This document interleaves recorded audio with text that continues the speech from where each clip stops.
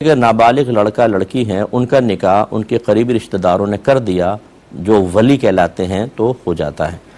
اب اگر والد یا دادا نے کیا ہو تو یہ اتنا مضبوط نکاح ہوتا ہے کہ بالغ ہو جانے کے بعد ان بچوں کو ختم کرنے کا اختیار نہیں ہوتا۔ لیکن اگر کوئی اس کے علاوہ کرتا ہے، جیسے ماموں نے کر دیا، چاچا نے کر دیا، باپ اور دادا کے علاوہ حتیٰ کہ والدہ نے کر دیا،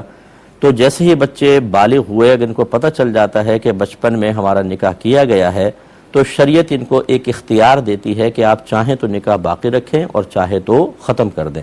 اس کو کہتے ہیں خیار بلوغ۔ تو جیسے بالغ ہوئے، اطلاع مل گئی، انہوں نے اگر نکاح رد کر دیا، نکاح ختم ہو جائے گا۔ اس کے لیے طلاق وغیرہ کی ضرورت نہیں ہوتی، وہ نکاح کو فسخ کرنا ہوتا ہے، نکاح فسخ ہو جائے گا، یہ ختم ہو گیا۔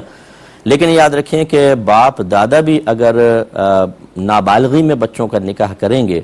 تو صحیح جگہ کرنا ان کے لیے لازم ہوگا۔ لہٰذا اگر پہلی مرتبہ ہے ایک بچی کا کر دیا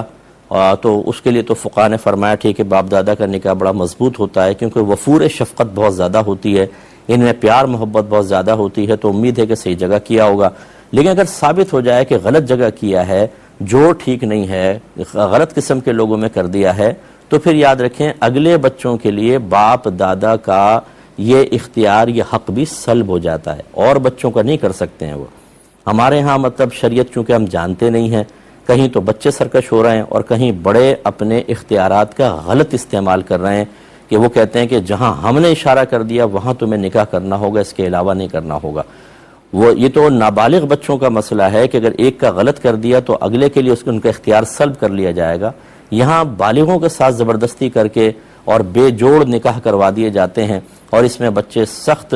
اذیت والی زندگی گزارنے پر مجبور ہو جاتے ہیں، اور بعض اوقات تو بعد میں وہ چلتی نہیں ہے لائف،